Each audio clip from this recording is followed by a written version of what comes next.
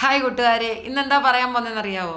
ഇന്നലെ ഞാൻ നിങ്ങളോട് ലൈവിൽ പറഞ്ഞില്ലായിരുന്നോ പുതിയ സ്റ്റാർ ഇടണം, പഴയ സ്റ്റാർ ഫെയ്ഡ് ആയെന്നൊക്കെ. അപ്പോൾ ഇന്ന് പോയി മേടിക്കണമെന്നൊക്കെ വെച്ചിരുന്ന നടന്നില്ല കേട്ടോ. അപ്പോൾ എന്തായാലും 2-3 ദിവസത്തിനുള്ളിൽ പുതിയ സ്റ്റാർ ഇടുമേ. അന്നേരമാണെങ്കിൽ പെട്ടെന്ന് ഓർമ്മ വന്നൊരു കാര്യം എന്ന് പറഞ്ഞാൽ എൻ്റെ കുട്ടിക്കാലത്ത് തീരെ കുട്ടിയായിരുന്നപ്പോൾ ഉണ്ടായിരുന്ന സമയത്തെ കരോളും ക്രിസ്മസിനെ പറ്റിയൊക്കെയാണ് ഓർമ്മ വന്നത് കേട്ടോ.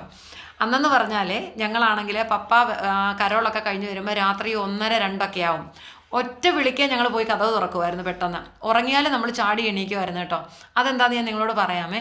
ഇപ്പോഴെന്ന് പറഞ്ഞാൽ ഇവിടെ വന്നപ്പോൾ ഞങ്ങളുടെ ഇവിടുത്തെ പള്ളിയിലൊക്കെ ആണെങ്കിൽ വീട്ടിൽ നിന്നുള്ള എല്ലാവരും കൂടെ കരോളിന് പോകുന്നത്. അതൊരു വലിയ പ്രത്യേക രസമാണ് കേട്ടോ.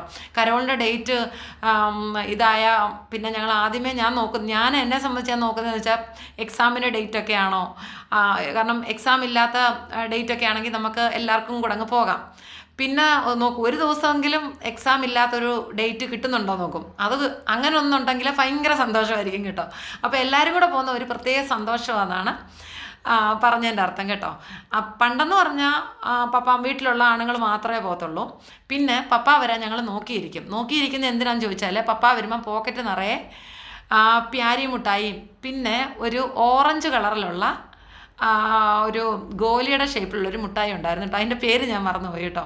അപ്പോൾ പോക്കറ്റ് നിറയെ അത് കാണും. കാരണം ഓരോ വീട്ടിൽ നിന്ന് ചെല്ലുമ്പോൾ കൊടുക്കുന്നതാണ്, പക്ഷേ കഴിക്കാൻ പറ്റത്തില്ല.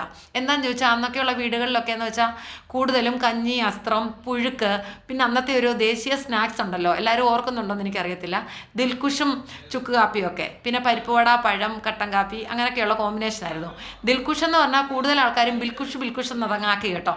പക്ഷേ എനിക്ക് തോന്നുന്നു ശരിക്കും പ്രൊണൗൺസ് ചെയ്യുന്നത് ദിൽക്കുഷ് എന്നാണ് കേട്ടോ. അപ്പോൾ അതൊക്കെ ഒരു രസമായിരുന്നു. പപ്പ വരാൻ എത്ര ലേറ്റ് ആയാലും ഒറ്റ കൊട്ടിന് നമ്മൾ പോയി കതവ് തുറക്കും. കാരണം പപ്പ വന്നിട്ട് വേണം ഈ പോക്കറ്റിൽ കിടക്കുന്ന മുട്ടായി എല്ലാം കൂടെ ഷെയർ ചെയ്യാൻ.